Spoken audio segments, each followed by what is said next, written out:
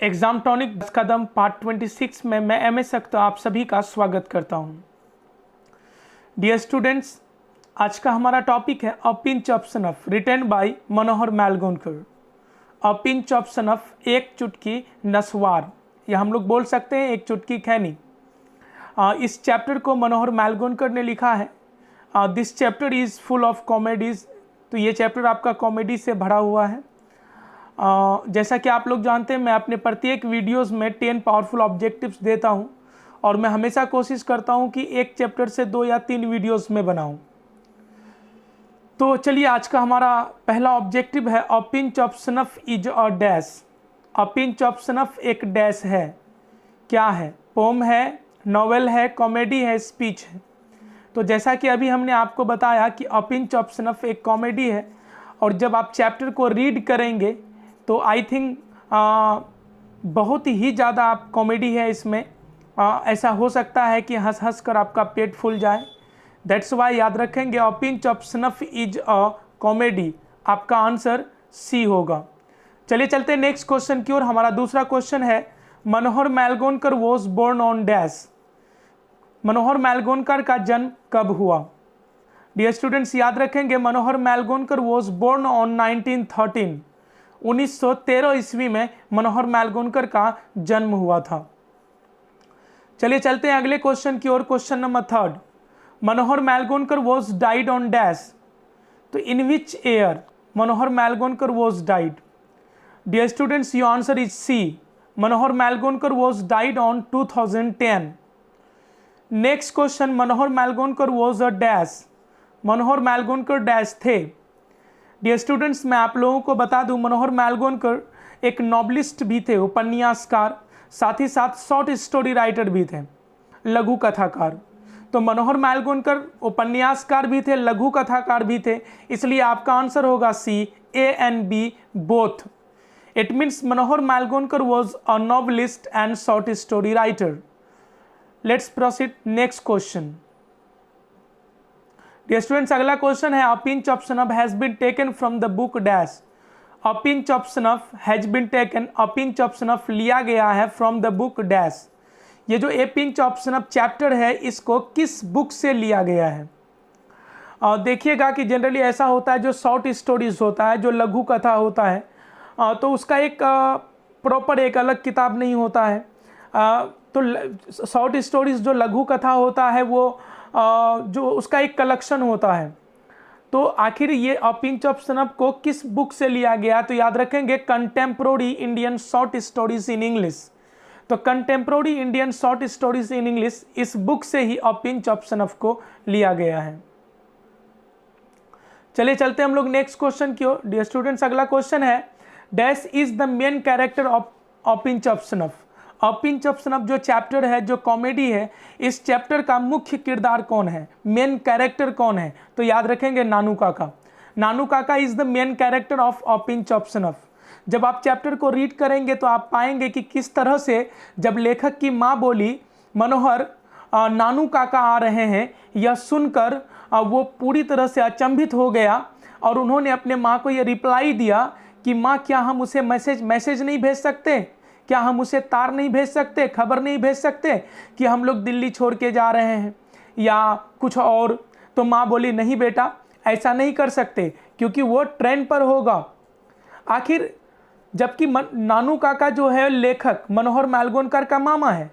हमारा आपका मामा जब आते हैं, आने वाले होते हैं, तो हम लोगों का, तो हम लोग बहुत ज़्यादा खुश होते हैं।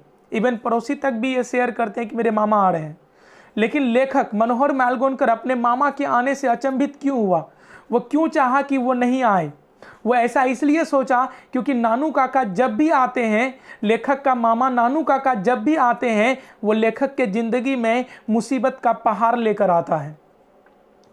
याद रहे, उसको गॉड ऑफ लायर्स कहा गया, झूठों का देवता, मतलब झूठ का बांध तोड़ देता है। तो जब भी नानू काका आते हैं, ऐसा होता है कि लेखक के ज़िंदगी का परेशानी बढ़ जाता है। इसलिए लेखक चाहे कि वो नहीं आए। और ये जो कंप्लीट कहानी है अ पिंच ऑफ सनफ, ये कंप्लीट नानू काका के ऊपर आधारित है, इसलिए याद रखेंगे अ पिंच ऑफ सनफ का जो मुख्य किरदार है, मेन हीरो है, मेन कैरेक्टर है, मेन पात्र है, वो नानू काका है। चलिए चलते हैं नेक्स्ट क्वेश्चन की ओर। हमारा अगला क्वेश्चन है, Nanu Kaka comes Delhi to see dash. Actually Nanu Kaka Delhi आ रहे थे क्योंकि लेखक दिल्ली में रहता था। Nanu Kaka comes to Delhi to see dash, Nanu Kaka Delhi किससे मिलने आया था? याद रहे, मिनिस्टर से। तो Nanu Kaka comes Delhi to see ministers, Nanu Kaka Delhi जो है मंत्रियों से मिलने आते हैं। चलिए हमारा अगला क्वेश्चन है 8 number, Bombay beware and a bend in Ganges are the works of. याद रखेंगे ये बॉम्बे बीवियर हो गया, अ बेंड ऑफ गंगेज हो गया, ये दोनों बुक्स का नाम है। तो ये दोनों पुस्तक को किसने लिखा? Who has written these books? Of course Manohar Malgonkar. Manohar Malgonkar has written these 2 books, so your answer is Manohar Malgonkar A. Next question, distant drum and the princes are the works of dash. जब मैं यहाँ आप लोगों को ऑब्जेक्टिव बता रहा हूँ तो हो सकता है कि कुछ स्टूडेंट को ये कन्फ्यूजन हो जाए कि डिस्टेंट ड्रम ऐसा कुछ तो वोल्ट विटमैन ने लिखा था। तो मैं आप लोगों को बता दूं, वो डिस्टेंट ड्रम नहीं, वो ड्रम टैप्स था। तो ड्रम टैप्स को उसने लिखा था, ये ड्रम टैप्स नहीं, ये डिस्टेंट ड्रम है। तो डिस्टेंट ड्रम एंड प्रिंसेस, अगर बात करेंगे डिस्टेंट ड्रम का और प्रिंसेस का, तो ये दोनों बुक है, ये भी बुक है। ये बुक को किसने लिखा? तो ऑफकोर्स मनोहर मालगोनकर। तो distant drum and the princes are the works of Manohar Malgonkar. चलिए चलते हैं नेक्स्ट क्वेश्चन की ओर। मैं क्षमा चाहूँगा, इसमें गलती से जो 9th नंबर है वो 2 टाइम्स हो गया है। तो आई थिंक आप लोगों के लिए तो बेनिफिशियल ही है, क्योंकि 10 के बजाय 11 हो गया। 9 होता तो तकलीफ होती, लेकिन ज़्यादा हो रहा है तो दिक्कत नहीं है। चलिए नेक्स्ट क्वेश्चन को देखेंगे। अगला क्वेश्चन है हमारा, Nanu Kaka is the dash of the narrator. Nanu Kaka है dash of the narrator, narrator का, लेखक का। नरेटर का मतलब होता है लेखक। तो नानू काका जो है वो लेखक के कौन है? अभी मैंने बताया कि जब नानू काका आने वाले थे तो लेखक को ये जानकर बड़ा अचंभित हुआ, हालांकि वो उसके मामा थे। ऐसा वो अचंभित होने का वजह भी था क्योंकि नानू काका जब भी आते हैं मुसीबत का पहाड़ लेकर आते हैं। तो Nanu Kaka is the maternal uncle of the narrator. Nanu Kaka जो है लेखक के मामा है। मैटरनल अंकल मतलब मामा। चलिए नेक्स्ट क्वेश्चन और लास्ट क्वेश्चन है, a pinch of snuff is a dash story. A pinch of snuff एक डैश स्टोरी है। अ पिंच ऑफ सनफ एक डैश कहानी है। तो कैसा कहानी है? तो याद रखेंगे ह्यूमरियस स्टोरी है ये, हास्यप्रद, हंसी मजाक से भरा हुआ। तो याद रखेंगे a pinch of snuff is a humorous story. मैं उम्मीद करता हूं कि मैं जितना भी वीडियोस आप लोगों को दे रहा हूं ये आपके लिए फ़ायदेमंद है, और मुझे उम्मीद है कि आप लोग 1 बाय 1 टोटल वीडियोस को देखते होंगे और देखने के बाद फिर उसे आप कॉपी में नोट करते होंगे।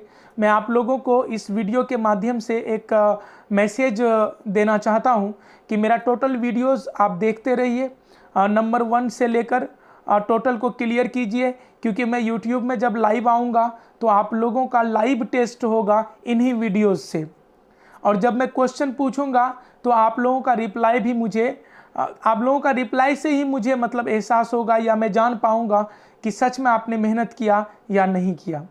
And thanks for watching my videos. मिलते हैं हम लोग नेक्स्ट वीडियो में।